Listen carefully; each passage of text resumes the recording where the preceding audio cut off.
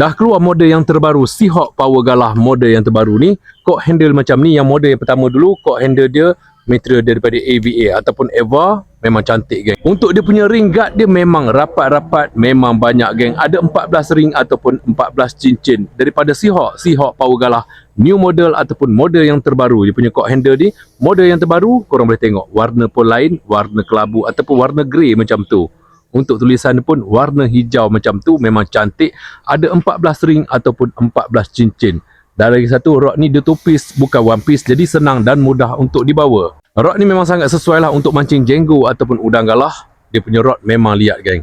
Jadi memang sangat sesuai lah kalau korang nak mencari rod yang sesuai untuk mancing udang galah ataupun jenggo. Sesuai juga kalau korang nak buat UL casting ataupun ultralight casting, memang sangat sesuai. Untuk saiz terdapat pelbagai saiz pilihannya ada. Jadi saiz apa yang korang nak tu boleh buat pilihan sendiri.